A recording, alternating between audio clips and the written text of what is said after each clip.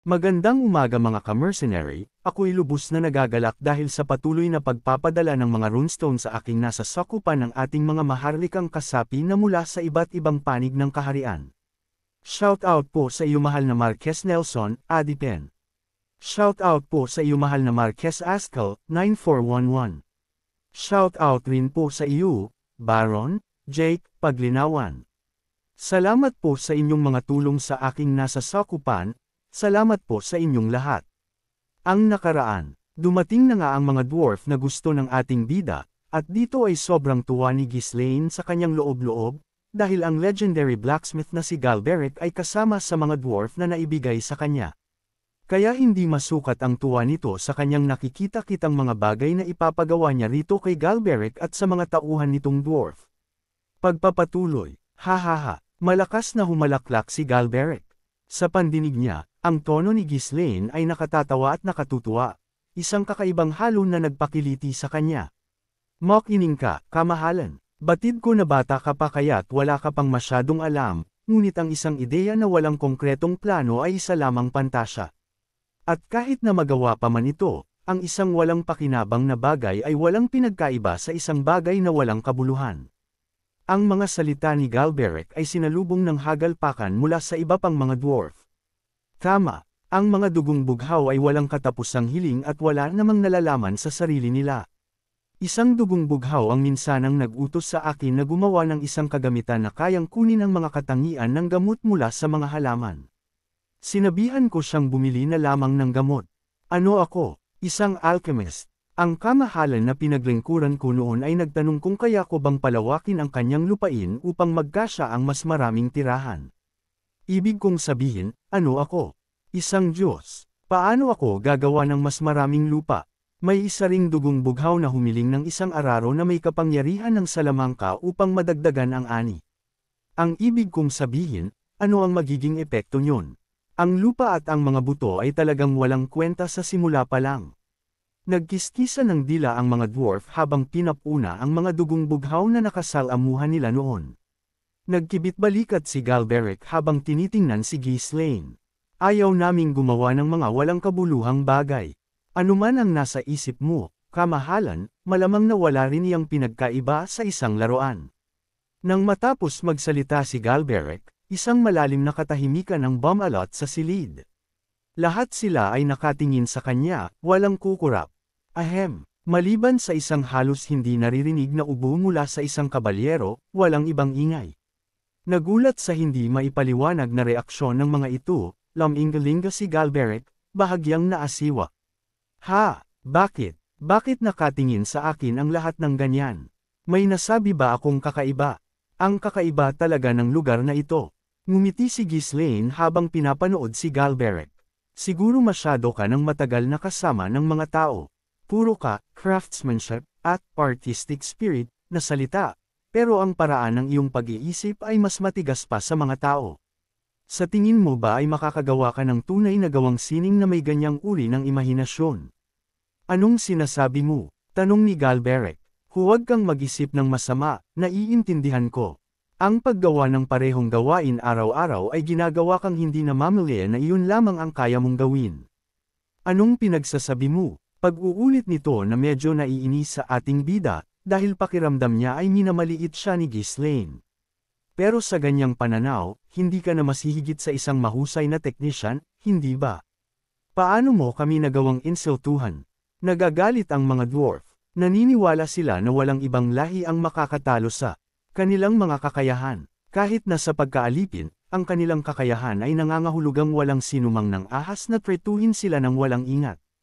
Gayunpaman, ang batang kamahalan na ito sa harap nila ay talagang mukhang itinuturing silang isang biro.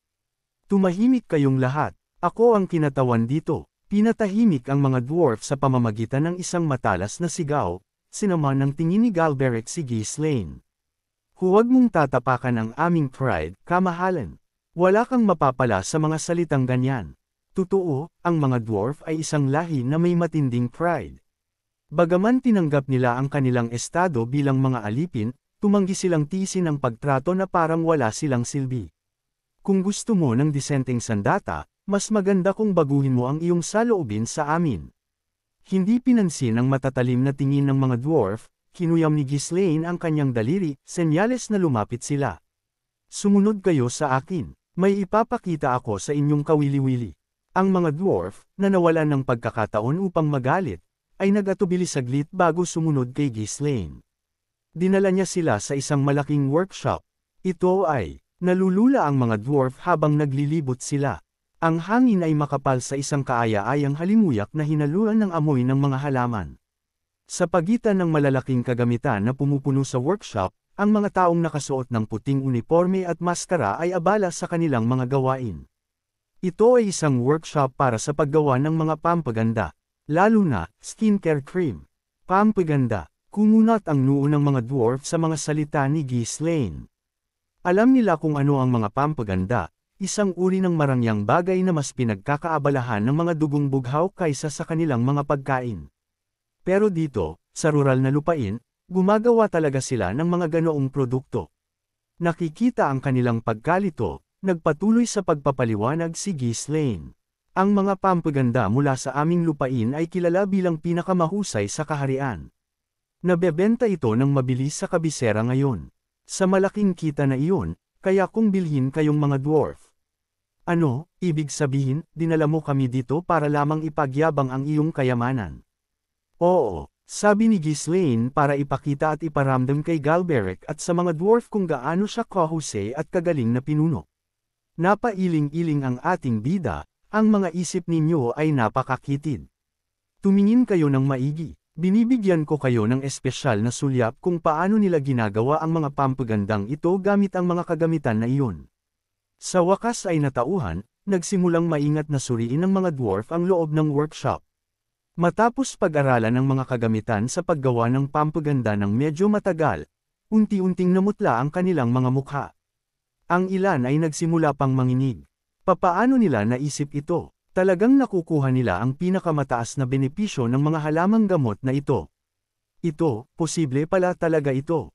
Tanong ng mga ito na namamanghana sa kanilang mga nakikita.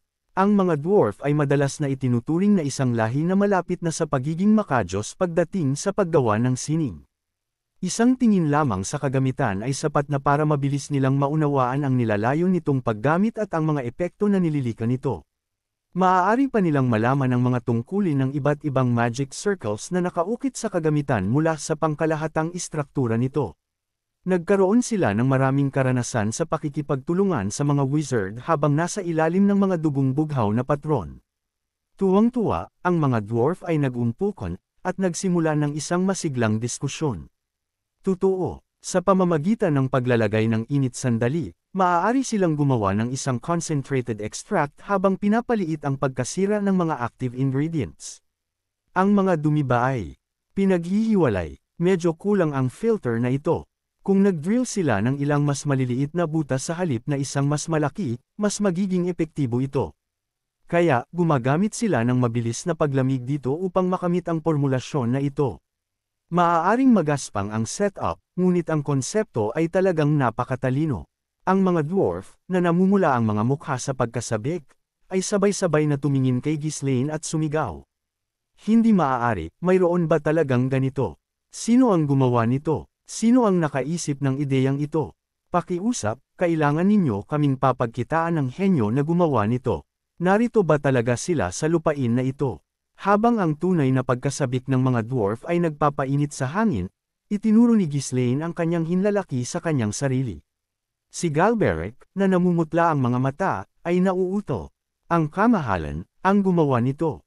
Oo, lahat ito ay nagmula sa isip na ito. Hindi ito kasinungalingan. Bagaman ito ay kaalaman na kinopya mula sa hinaharap, nagmula pa rin ito sa isip ni Ghislaine sa panahong ito. Ang mga dwarf, na lubos na kumbinsido sa kanyang tiwala, ay naniwala ng buo. Ilan sa mga dwarf, na namumula pa rin ang mga mukha, ay nagsalita ng apurahan. Hayaan mo akong pahusayin ito. Sa ilang mga pagbabago, maaari kong dagdagan ang kahusayan nito ng maraming beses. Mahal na kamahalan. Ang pagtingin lamang dito ay nagpapabaliw sa akin sa mga ideya. Pakiusap, sabi ng isang dwarf na talagang ginanahan ng gusto sa kanyang nakita. Iyon ay dahil talagang nag-aalaba ang mga dugo ng mga dwarf na gumawa ng isang bagay na kahanga-hanga. mga bagay na hindi pa lubos na nakikilala ng mundo, dahil gusto nila na ang mga mahuhusay na likha ay manggaling mismo sa kanilang mga kamay. Nadismaya ang mga dwarf, paano ang isang tao na may kakayahang mag-isip ng mga napakagandang ideya ay magiging kontento sa ganoong mga kagamitan. Nakikita ang mga dwarf na puno ng motibasyon, tumango si Ghislaine bilang kasiyahan. Mukhang nagsisimula na sa wakas na gumana ang inyong mga utak. Iyan mismo ang saloobin na inaasahan ko. Kaya, sa tingin ninyo ay madodoble ninyo ang produksyon. Sigurado, iwanan ninyo na lamang sa amin. Gagawin namin itong doblehin ang output. Gayunpaman, mukhang mayroon pa ring ilan sa inyo na hindi pa rin gustong magtrabaho. Hindi lahat ay naglunok ng kanilang pagmamalaki. Halos kalahati ng mga dwarf, kasama na si Galberic, ay nakatayo pa rin ng tuwid, nakatikom ang mga braso. Sila rin ay tahimik na humanga sa mga kagamitan sa workshop, ngunit hindi sila handang mawala ng mukha sa pamamagitan ng pagsuko sa isang power struggle sa kamahalan. Binigyan sila ni Ghislaine ng isang nakatutuwang ngiti, pagkatapos ay muli siyang sumenyas gamit ang kanyang daliri. Sumama kayo, may ipapakita pa ako sa inyo. Dinala niya sila sa isang bagong gawang complex ng mga pampublikong tirahan. Ilang mga dwarf na may partikular na interes sa konstruksyon ang nagsimulang maglibot, at lumaki ang kanilang mga mata habang tinitingnan ito. Hindi maaari, mayroon ba talagang ganyang bahay? Isipin mo ang isang disenyo na tulad nito. Hindi lang ito isang simpleng istruktura ng tower. Ang pampublikong tirahan ay hindi gumamit ng anumang groundbreaking na teknolohiya, binago lamang nito ang nakasanayang ideya ng isang bahay. Ang mga dwarf ay nagsimulang magdiskusyon muli tungkol sa mga gusali. Kung gagamitin natin ang marmol dito, hindi ba mas magiging maganda? Ang tibay at ang aesthetic value ay talagang huhusay. Sa halip na magpainit gamit ang mga furry place, hindi ba mas maganda na palitan ang mga panloob na materyales upang kumalat ng pantay ang init? Sabi pa ng mga ito na sa kabila ng kaganda ng kakaibang tahanan na kanilang nakita ay talagang may napansin sila na pwedeng mas ikahusay pa ng mga ito. Maaari nating pahusayin ang drainage system sa isang mas epektibong disenyo. Ang inspirasyon na matagal nang nakalimutan ng mga dwarf ay nagsimulang sumiklab sa loob nila. Ito ang spark na kailangan nila. Sabi ni Ghislaine na natutuwa ngayon sa kanyang nakikita.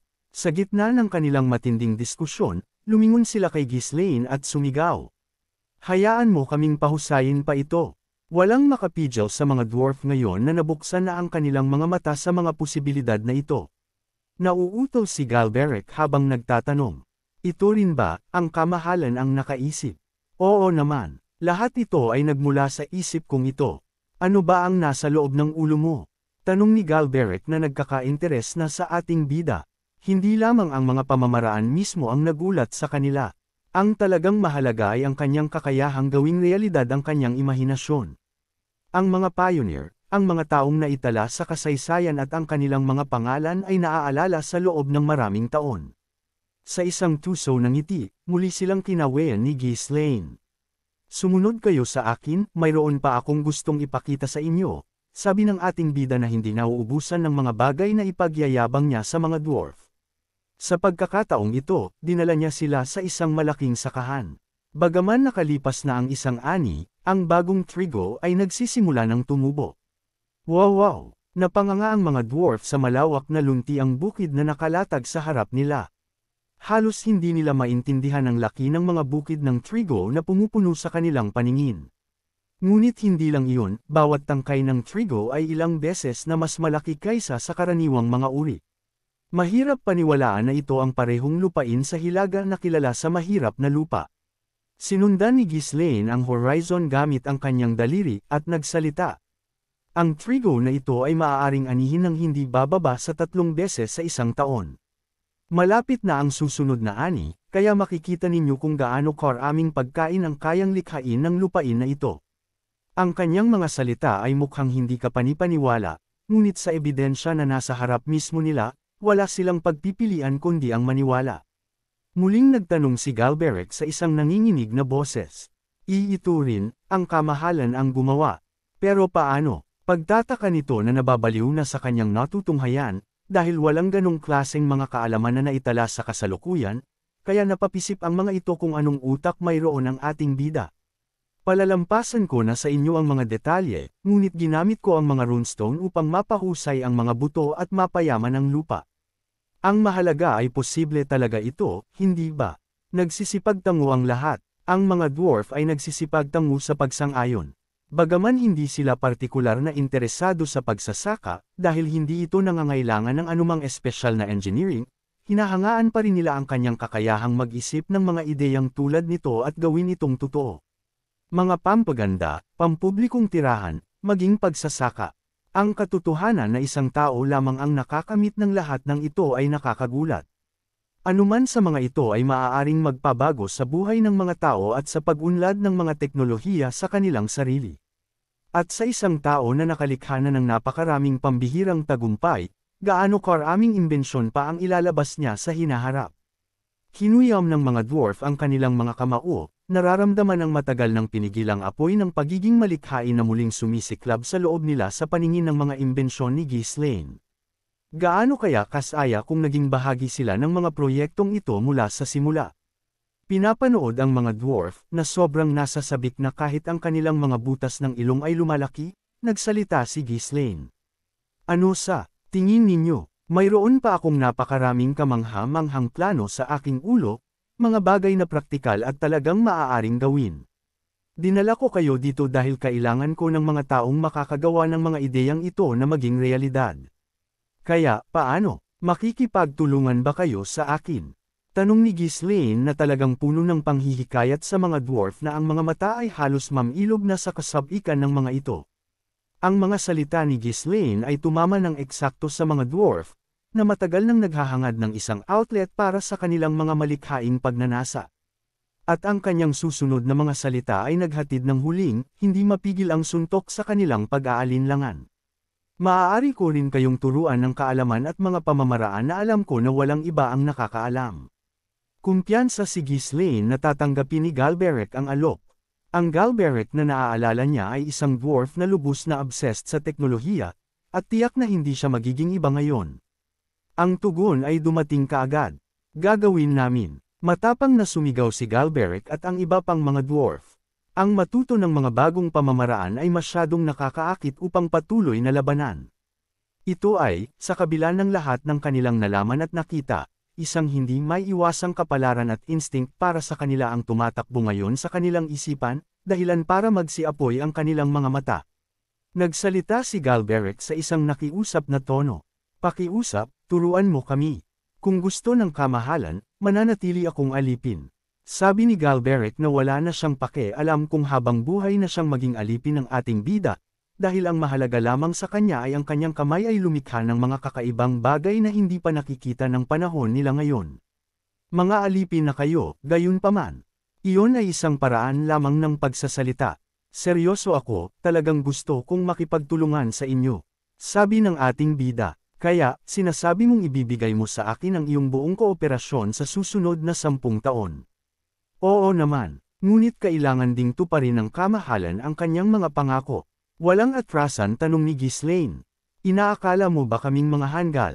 Hindi mo ba alam na kapag ang isang dwarf ay gumawa ng isang pangako, sila ay itatinaya nila ang kanilang buhay upang tuparin ito? Narinig ang matibay na deklarasyon ni Galberic, sa wakas ay ngumiti si Ghislaine at iniabot ang kanyang kamay. Magaling, magaling. Magtrabaho kayo ng mabuti, at tutuparin ko ang aking salita na palayain kayo sa loob ng 10 taon. Gawin natin ito ng magkasama.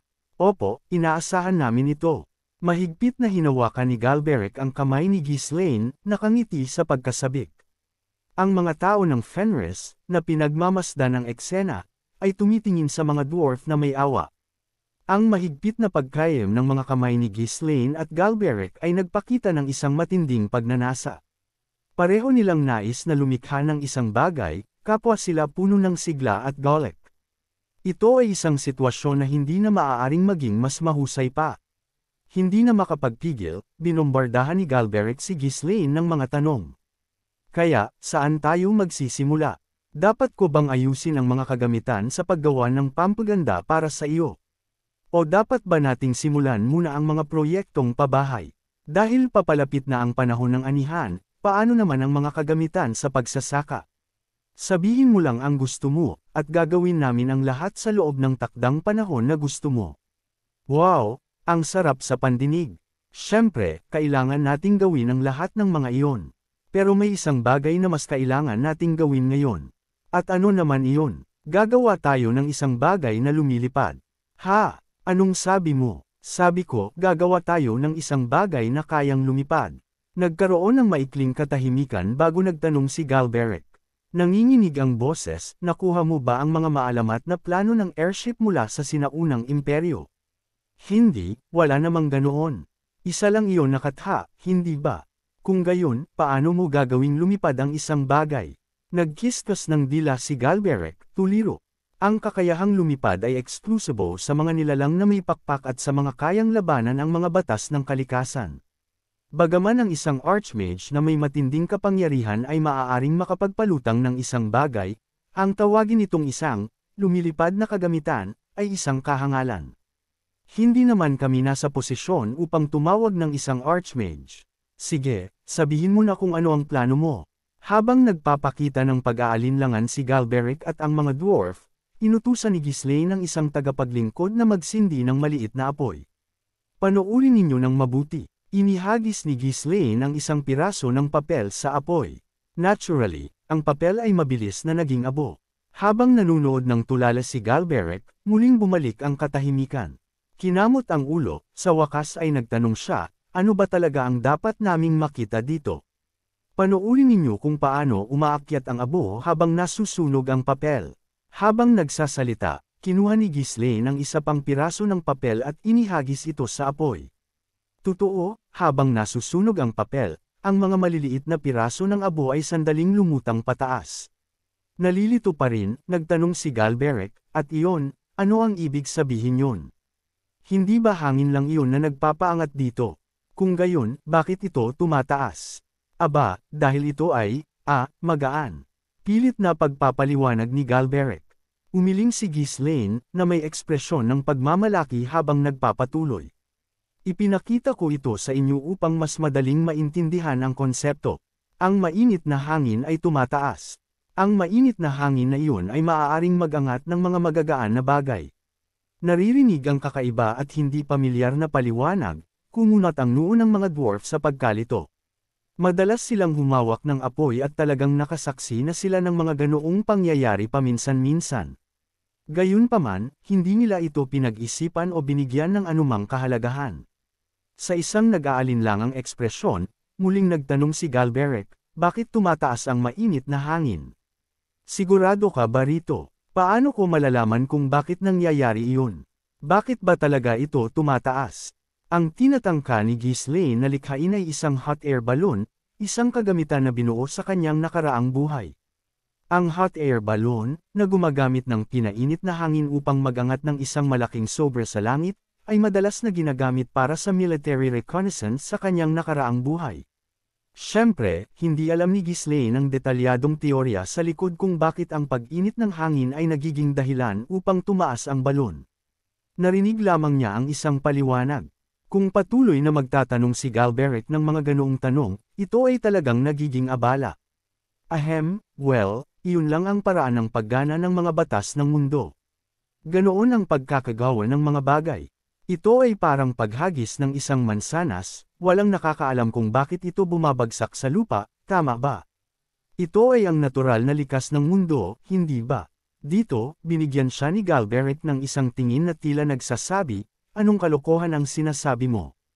Pagkatapos ay nagsalita siya, anong sinasabi mo? Ipinaliwanag na sa amin iyan ng dakilang dragon ng karunungan, si Schwarzschild. Ang sentro ng mundong ito ay may malakas na puwersa na humihila sa lahat ng bagay patungo rito. Ang manipulasyon ng direksyon at lakas ng puwersang ito ay ang tinatawag nating gravity magic. Hindi ba tiyan ang dahilan kung bakit ang mga demonyo ay napakalakas at may mas mahabang buhay kumpara sa mga tao? Ang kanilang kaharian ay may mas malakas na konsentrasyon ng enerhiyang ito kaysa sa Middle Realm. Ang mga dugong bughaw ay natututo pa nga ng mga batayan na ito sa akademya. Ano bang pinagsasabi nitong taong ito? Schwarz, ano ba iyon? Tapat sa kanyang dwarf na kalikasan, hindi mapigilan ni Galberic na magkwento kapag ang teoretikal na kaalaman ang pinag-uusapan, at siya ay mas madaldal pa kaysa kay Vanessa. Si Ghislaine, sa kabilang banda, ay hindi kailanman pumasok sa isang akademya at walang ideya tungkol sa Schwartz anong sinaunang dragon na iyon. Hindi rin siya tinuruan ni Belinda ng ganoong mga teorya. Kaya't, mayroon si Ghislaine na maliit na pag-unawa sa gravity. Nag-ensayo pa nga siya gamit ang gravity magic noon. Ngunit kung bakit may mga ganoong puwersa sa mundo o kung paano sila gumagana. Iyon ang uri ng pananaliksik na pinagkakaabalahan ng mga iskolar na nakaupo lamang sa kanilang mga lamesa. Sa kanyang kasalukuyan at nakaraang buhay, walang dahilan o paraan si Ghislaine upang magpakadalubhasa sa mga pang-iskolar na gawain. Karamihan sa kanyang alam ay nagmula sa hands-on na karanasan bilang isang mersenaryo. Ang madamay sa ilang pang-akademikong debate na tulad nito ay nangangahulugang makisali sa isang argumento, at iyon ay malayo sa ginustong estilo ni Ghislaine. Kaya, gaya ng dati, hindi niya ito pinansin. Gayunpaman, isaulo lang ninyo ito, ang mainit na hangin ay tumataas, at ang malamig na hangin ay bumababa. Ipagpalagay natin na totoo iyan. Pero paano mo gagamitin iyan para gumawa ng lumilipad na kagamitan? Hindi pa ako nakarinig ng anumang bagay na lumulutang dahil lang may apoy sa malapit. Nako, pag-isipan mo muna sandali. Ang hangin ay nasa lahat ng dako. Kung painitin mo ito ng kaunti, mabilis itong haalaw sa nakapaligid na hangin, tama. Kaya, kailangan mong bitagin ang pinainit na hangin upang maiwasan itong humalo sa kapaligiran. Bitagin ang hangin. Pagtataka ni Galberic. Eksakto. Kung gagawa ka ng isang malaking bulsa ng hangin, punan mo ito ng hangin, at painitin mo ito, ang bulsa ay tataas. Ang kailangan mo lang gawin ay ikabit ang isang basket na maaaring sakyan ng mga tao. Iyon ay isang hot air balloon. Oo, isang hot air balloon. Tumango ang mga dwarf na nagpapakita ng isang halo ng pagtataka at pag-unawa. Ito ay isang ideya na hindi pa nila narinig. At ang pagtataka kung posible ba talaga ito ay nag-umpisa sa kanila. Pero posible ba talaga ito? Mukhang hindi ka pa nakakagawa ng isa sa iyong sarili, mahal na kamahalan, wala ni isang hot air balloon sa lupain, hindi ba? Naging abala ako sa iba pang mga bagay. Magsimula tayo sa isang maliit. Gamitin ninyo ang pinakamanipis na tela na posible, at sa tulong ng mga mage, madali lang ang pagpuno ng hangin at pag-init nito. Ibinigay ko sa inyo ang konsepto, ang iba pang mga teknikal na detalye ay kailangan ninyong alamin at husayin sa inyong sarili. Ipagpalagay natin na lumutang ito sa hangin, paano ito gagalaw? Iyon ay simple, kung sumakay ang mga mage at gumamit ng light wind spells, maaari mo itong gabayan sa nais na direksyon ng madali. At kung kailangan mong panatilihin itong nakatigil, maaari mo itong itali sa lupa na may mahabang lubad. Mag-isip lang kayo ng simple. Sige, susubukan namin. Ang mga dwarf, bagaman hindi sigurado, ay may bahagyang nasasabik na ekspresyon sa kanilang mga mukha. Kung magiging totoo ang mga salita ng kamahalan, sila ay magiging bahagi ng kasaysayan bilang ang mga unang tagalikha ng isang kagamitan na maaaring lumipad sa kalangitan. Siyempre, hindi pa sila lubos na kumbinsido. Isa itong hindi pa nasusubukang teorya, pagkatapos ng lahat, at walang patunay sa posibilidad nito. Gayunpaman, nakikita ang bagong sigla ng mga dwarf para sa hamon na ito, tumango si Ghislaine. Mabuti, masyado tayong busy. Ngayon, kaya kailangan ninyo itong kumpletuhin sa lalong madaling panahon ang bagay na iyan. Iwanan mo na ito sa amin. Si Galberic, na sumigaw ng may kumpiyansa, ay biglang nagtanong ng may pagtataka. Kaya, saan mo planong gamitin ito kapag nasa langit na ito? Kung gumana ito, ang mga aplikasyon nito ay walang katapusan. Bukod pa rito, ang isang bagong konsepto ay maaaring magdulot ng mga pagpapabuti sa iba pang mga teknolohiya. Bagaman alam na ni Galberic ang mga malinaw na sagot, gusto niyang marinig ang mga iniisip ng batang kamahalan. Walang pakialam na sumagot si Ghislaine. Ito ay magiging napakabisa para sa reconnaissance sa panahon ng digmaan.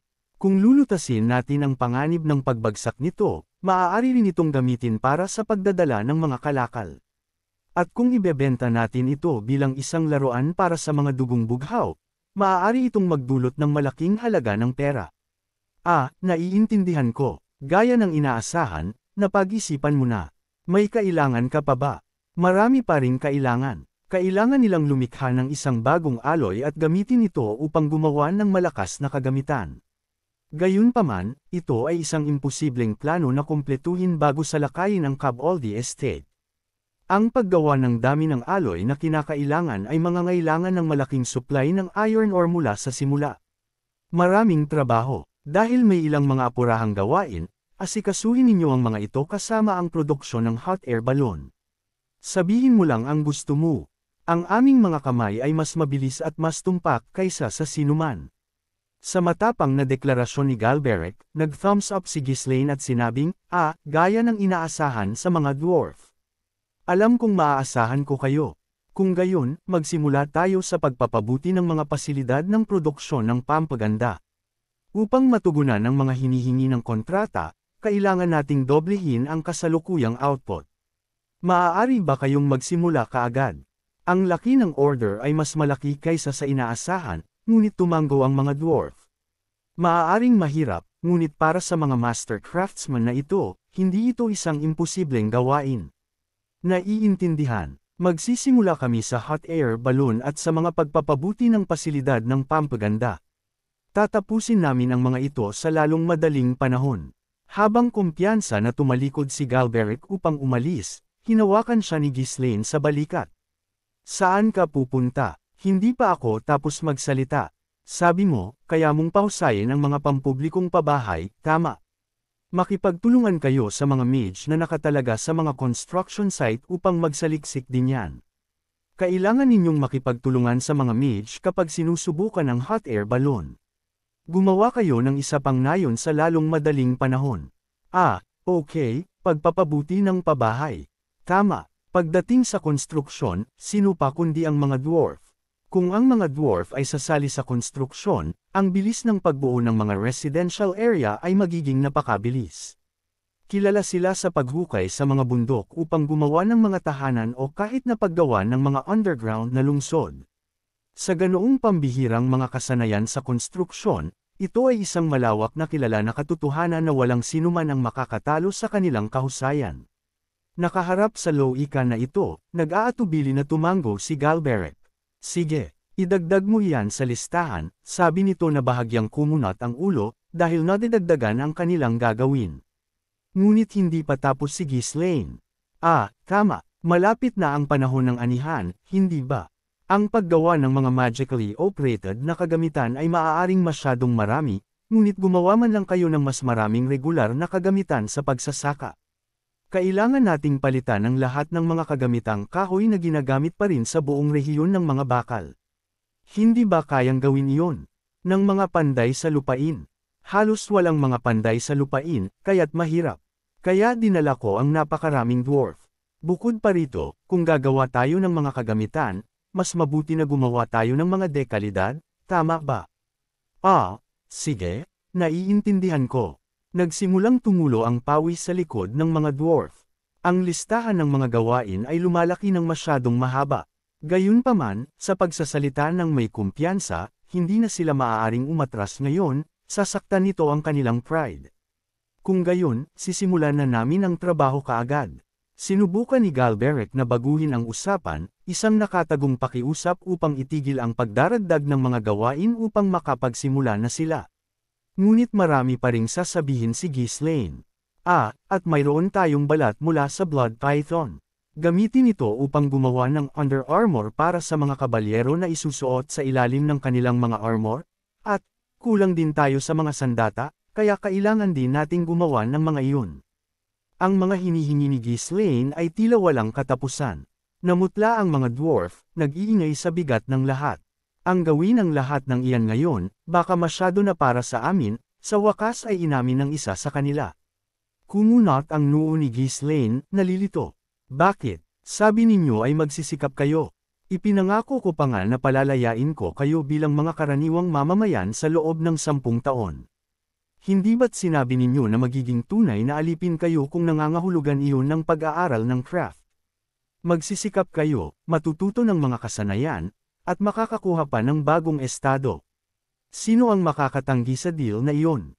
Well, totoo iyon, pero hindi ba't masyadong marami ang trabaho mula sa simula? Ganyan ang normal sa aming lupain. Ang isip ni Ghislaine ay puno ng mga plano upang gamitin ang mga dwarf ng epektibo hanggat maaari. Ang lupain ay tumatakbo na sa isang baliw na bilis na may mas maraming trabaho kaysa sa sinuman ang kayang gawin. Sa oras na tumatakbo ng mabilis at mga gawain na nagtatambak na parang mga bundok, ang pagdating ng mga dwarf ay perpektong oras.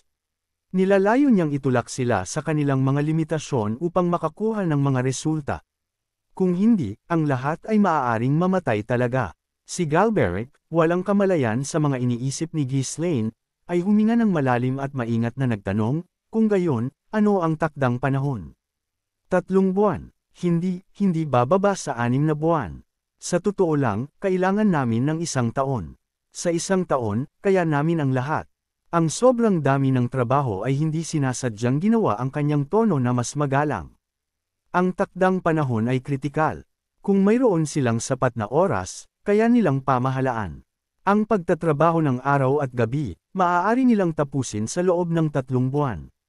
Ngunit upang kumain, matulog, at maiwasan ang pagbagsak, kailangan nila ng mas maraming oras, kaya tinansya niya ang 1 taon. Si Ghislaine, gayunpaman, ay lumaki ang mga mata sa hindi paniniwala sa mungkahi ni Galberic. Pagkatapos, naglabas ng tuyong tawa, at nagsimula siyang sumurmon. Anong sinasabi mo? 1 taon, wala tayong ganoong klaseng oras. Ano, kung gayon, gaano karaming oras ang ibibigay mo sa amin? Inilagay ni Ghislaine ang parehong kamay ng mahigpit sa balikat ni Galberic at ngumiti ng dahan-dahan. 1 buwan, hindi ako makakapagbigay sa inyo ng higit pa sa iyan. Sabi ng ating bida, na agad nanlaki ang mga mata ni Galberic at mga dwarf na nasa likod nito, dahil pakiramdam nila ay balak ata silang patayin ng ating bida sa tindi ng trabaho na pinapagawa sa kanila. Abangan! Kung nagustuhan po ninyo ang aking recap, huwag sana ninyong kalimutan ang mag-like o mag-comment. Maraming salamat.